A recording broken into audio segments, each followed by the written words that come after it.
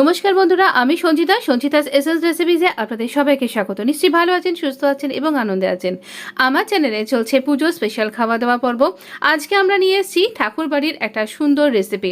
ঠাকুরবাড়ির রান্না, কিন্তু এটা আপনি আপনার বাড়িতে নিশ্চয়ই খেয়েছেন, হয়তো বা নিজেও করেছেন বা মার কাছে খেয়েছেন। চলুন দেখে নেব। আমরা রান্নাটা করব সর্ষের তেলে, রুই মাছ দিয়ে তৈরি করছি। রুই মাছ নুন হলুদ মাখিয়ে ভাজছি। অনেকটা টমেটো লাগবে, মানে বড় সাইজের দুটো নিতে পারেন। এখানে কাঁচা লঙ্কা স্বাদ অনুযায়ী, আর এখানে আমি ধনের গুঁড়ো, নুন, হলুদ আর সামান্য একটুখানি চিনি, দেখুন কতখানি দিলাম। তো এইটুকুনি কিন্তু লাগবে। এটা মিষ্টি হবে না, কিন্তু এটা ব্যালেন্স ক্রিয়েট হবে। আর সামান্য একটুখানি হিং আমরা এখানে ব্যবহার করব। এতে ভীষণ সুন্দর একটা গন্ধ আসবে, কিন্তু না কোনো চড়া গন্ধ কিন্তু লাগবে না। আমরা মাছগুলোকে নুন হলুদ মাখিয়ে উল্টে পাল্টে ভেজে নেব।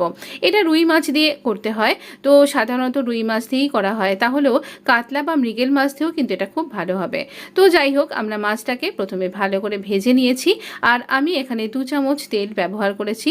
খুব বেশি ডুবো তেলে কিন্তু রান্নাটা করবার দরকার নেই। অতিরিক্ত তেল এখানে ব্যবহার করবার এতটুকুনিও দরকার নেই। এই তেলের মধ্যে কোনো ফোড়ন না দিয়েই আমরা দিচ্ছি এখানে ডুমো করে কেটে রাখা এই টমেটোগুলো। টমেটোর পিউরি নয়, কিন্তু টমেটোটাকে এরকম ডুমো ডুমো করেই কাটতে হবে। এতে কি হবে, টমেটোটা খানিকটা গলে যাবে আর খানিকটা একটুখানি আপনার বাইরের সাথে লাগবে, তাতেই কিন্তু ভালো ফ্লেভারটা আসবে, স্বাদটা ভালো হবে। আর একদম পাকা টমেটো। এবার সমস্ত এই মশলাটা একসাথে আমরা দিয়ে দিলাম তেলের মধ্যে। টমেটোটা একটু নরম হওয়ার জন্য অপেক্ষা করব আমরা। টমেটো একেবারে স্ম্যাশড হয়ে যাবে এমনটা কিন্তু নয়। তো এই রকমভাবে মশলার সাথে টমেটোটা খুব ভালোভাবে মিশে যাবে। এখানে কিন্তু দেখেছেন আমি জিরের গুঁড়ো ব্যবহার করিনি।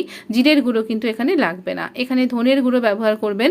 টমেটোর সাথে এই ধনের গুঁড়োটা খুব সুন্দরভাবে চলে যাবে। মশলা কষানো হয়ে গেছে, টমেটোটাও বেশ সফট হয়ে গেছে, কিছু কিছু টমেটো বেশ ছেড়েও গেছে। এই অবস্থায় আমরা এখানে দিয়ে দেব পরিমাণ মতন জল। জল আপনি যতটা ঝোল খেতে চাইছেন ততটা করুন, তবে খুব একটা অনেকখানি ঝোল হয়ে যাবে এমনটাও কিন্তু নয়, একটু ঘন ঘন ঝোল হবে এই রকম। তো এবারে আমরা মাছটা দিয়ে দিলাম, কারণ এই মাছের সাথে টমেটো এবং দেখতেই পেলেন ছোট 1 গ্লাস জল দিয়েছি এই 3টে মাছের জন্য। এবার এই টমেটো আর মাছ একসাথে একটু ফুটবে, তাহলে কি হবে, সমস্ত ফ্লেভার মাছের মধ্যে অ্যাবজর্ব হবে।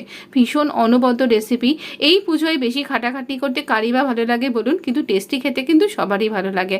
ঠাকুরবাড়ির এই রেসিপিটা অবশ্যই একবার ট্রাই করে নিন। কিন্তু এই রকমভাবে আমরা ভালো করে ঝোলের সাথে ফুটিয়ে নেব।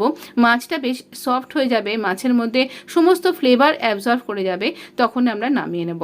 আমার চ্যানেলটা যদি এখনও সাবস্ক্রাইব করে না থাকেন তাহলে প্লিজ সাবস্ক্রাইব মাই চ্যানেল। আর কোনো রকম টাকা পয়সা লাগে না, ফ্রি অফ কস্ট। অবশ্যই নোটিফিকেশান বেলটাও অন করে নেবেন। গরম ভাতের সাথে এই রকমভাবে এই মাছের রেসিপিটা একেবারে জমে যাবে। কিন্তু দেখছেন আমি কতটুকুনি ঝোল রেখেছি। অবশ্যই বলবেন কীরকম লাগলো। হ্যাপি দুর্গাপূজা। পুজোয় খুব আনন্দ করুন, খুব ভালো করে খাওয়া দাওয়া করুন। ধন্যবাদ বন্ধু, দেখা হবে নেক্সট